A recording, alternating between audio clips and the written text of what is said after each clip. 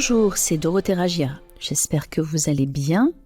Je crois que vous allez être bénis par la parole du jour qui se trouve dans Marc 16, 15.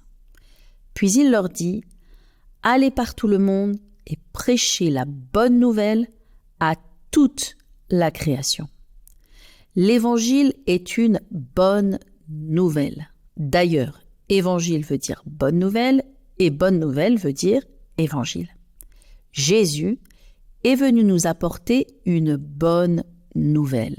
Et cette bonne nouvelle, c'est qu'il est notre rançon. Il est venu payer le prix de nos péchés. Nous sommes maintenant libres en Jésus-Christ de toute condamnation et de tout jugement. Jésus s'est lui-même sacrifié pour nous afin que nous soyons lavés de tout péché et rendus justes et parfaits devant Dieu. Donc Dieu est notre Père à nouveau. Notre relation avec Dieu est restaurée.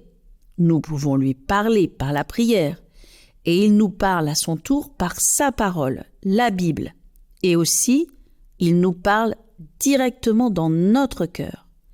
Il nous conduit, il nous conseille, il nous donne son meilleur pour notre vie. Nous ne sommes plus orphelins et nous pouvons crier « Abba, Père ». Car il est écrit dans Galates 4, 6 « Parce que vous êtes fils et filles, Dieu a envoyé dans nos cœurs l'esprit de son Fils, lequel crie « Abba, Père ». Abba signifie « Père » et exprime l'affection filiale de notre Dieu.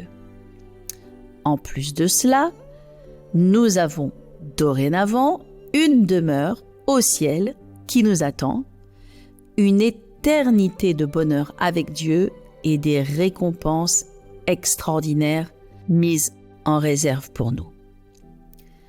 Non seulement cela, mais à la croix, Jésus a porté dans sa chair brisée nos maladies, nos douleurs et nos infirmités.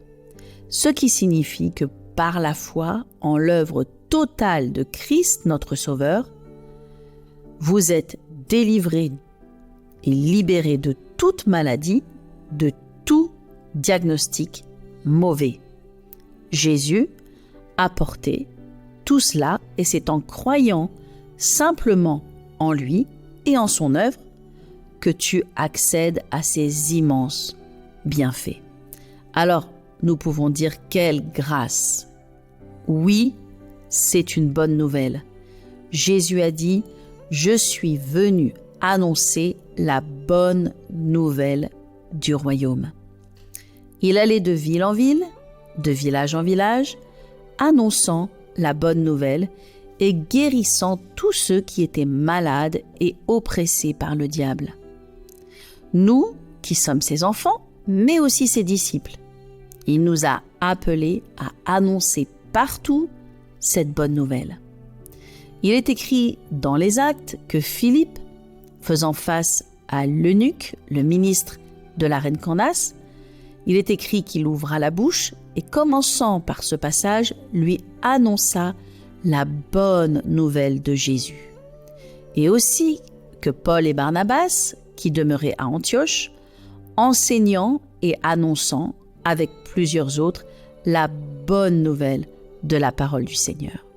Il est dit aussi que les apôtres ne cessaient d'enseigner et d'annoncer la bonne nouvelle de Jésus-Christ chaque jour dans le temple et dans les maisons. C'est ce que Dieu nous appelle à faire tous.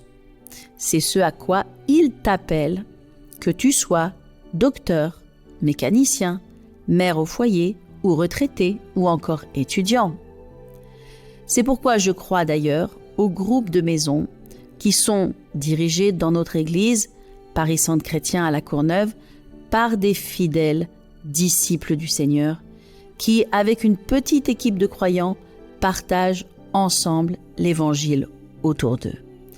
Je prie que par cette simple exhortation, tu sois toi aussi encouragé à faire ce que Jésus t'appelle à faire, c'est-à-dire partager cette extraordinaire bonne nouvelle. Que Dieu te bénisse et à bientôt.